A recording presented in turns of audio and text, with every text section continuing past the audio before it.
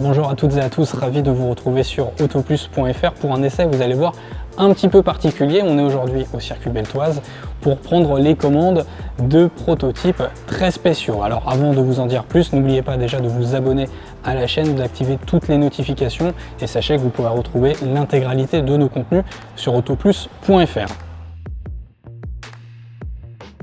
Et alors de l'extérieur, vous allez me dire, il n'y a rien qui choque. Eh bien c'est vrai, de l'extérieur, nous avons affaire à une simple Mini Clubman S.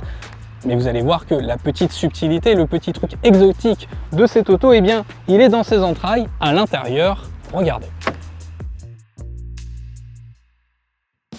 C'est ici que l'exotisme de ce prototype se trouve. Regardez, en lieu et place du traditionnel volant, eh bien, le contrôle de l'auto se fait via ce joystick, évidemment, véhicule destiné au PMR oblige.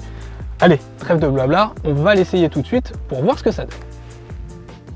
Alors, Arnaud, ingénieur chez Schaeffler Paravan, qu'est-ce que je dois faire concrètement sur ce parcours qui est à côté de moi? Alors ce parcours-là, c'est un parcours dit de maniabilité où on va venir tester un véhicule équipé d'un joystick qui va permettre de ne pas utiliser justement le volant, mais le joystick pour pouvoir tourner. Donc c'est de la maniabilité, on va aller à faible vitesse, c'est juste pour montrer que notre solution Schaeffler Paravan Technology de steer-by-wire ou de drive-by-wire est potentiellement aussi utilisable via un joystick, et c'est aujourd'hui une solution technique qui existe en série, notamment pour les véhicules handicapés.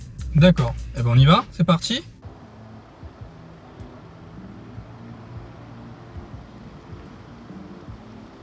C'est pas un essai à proprement parler de la voiture, je pense que vous l'aurez compris. C'est assez particulier au niveau du feeling parce que c'est assez déroutant, hein, je dois dire là. En fait, j'ai envie de dire, on réapprend à conduire, Arnaud, avec ce système. Il faut vraiment être hyper doux, encore plus qu'avec un volant, je trouve. Mais on s'y fait assez bien en fait. C'est assez. Il y a besoin de très peu de temps pour s'habituer au système. C'est un peu ce que j'allais te dire. C'est vrai que j'ai fait quoi 2 tours de roue, on a fait quoi 10 mètres, 20 mètres. J'ai un peu mordu. Voilà, nickel. Est-ce qu'on peut refaire un tour juste pour voir si j'ai un coup de main? Allez, c'est reparti. Là, je te propose, tu me dis rien, tu me laisses voir si j'arrive à gérer un peu le système. Je touche absolument pas au gaz, hein. Je fais tout au ralenti première de notre Mini Clubman. Hop. Alors ça demande d'anticiper, je trouve, encore plus davantage les trajectoires. Je sais pas si c'est le fait de ne pas être habitué à ce système je pense que c'est ça. Du steer-by-wire. Je confirme, on s'y habitue relativement vite. Ah oui, par contre, si on hausse un peu le rythme, il faut être encore plus smooth sur les commandes parce que sinon on a vite fait d'avoir des gros mouvements de caisse. Quand on a le volant en main, si on va vite et qu'on tourne le volant violemment, le résultat il n'est pas fameux. Bon, comment je m'en suis sorti, monsieur l'inspecteur? Très bien. Et bah c'est parfait, je vous garde la Mini. Bon, je crois que on va avoir besoin un petit peu de tes lumières, que tu m'expliques vraiment comment ça se passe cette technologie steer-by-wire. Donc on va sortir de la Mini puis on va en discuter ensemble. Alors ce steer-by-wire, c'est un système un petit peu particulier qui est novateur puisqu'il existe déjà en série depuis 20 ans, utilisé sur des applications véhicules pour handicapés.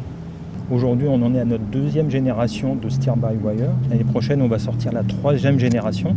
Et cette 3e génération va pouvoir nous permettre de commercialiser à terme le steer-by-wire sur un véhicule de Monsieur Tout-le-Monde. Concrètement, comment ça fonctionne? Donc, vous avez toujours une partie volant avec colonne.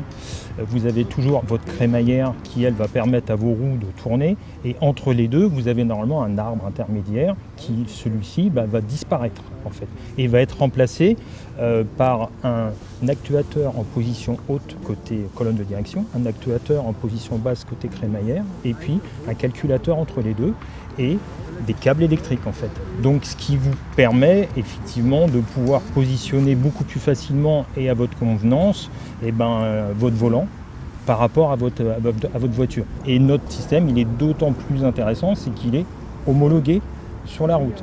C'est-à-dire qu'aujourd'hui, il y a des véhicules qui sont venus aujourd'hui équipés de notre steer-by-wire qui sont homologués sur la route. À terme, notamment les constructeurs, ils ont comme idée et donc de passer de liaison mécanique à liaison sans mécanique, on va dire. À partir de 2025, 2030, 2035, on va avoir 10 ans où il va y avoir une vraie transformation technologique dans ce domaine-là.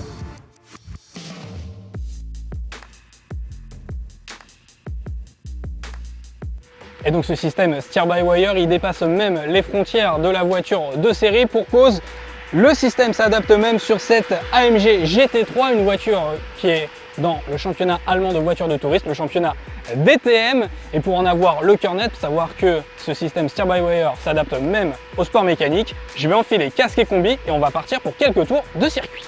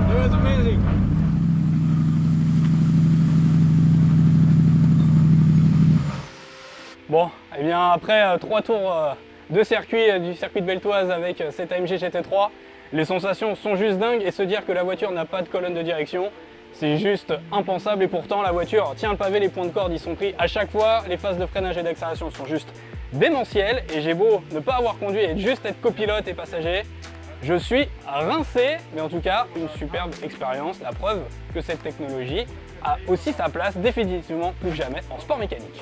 Bon, vous l'aurez compris, après avoir pris les commandes de ce prototype Mini Cooper, après ce tour de manège avec ce pilote de DTM dans l'AMG GT3, eh bien, si c'était finalement ça l'avenir de la conduite automobile, car en effet, Schaeffler Paravan prévoit aussi d'adapter tout ce système steer-by-wire sur les futurs véhicules autonomes dans un univers où l'industrie automobile s'amorce pour l'électrification et l'autonomie. Peut-être que la réponse se trouve ici.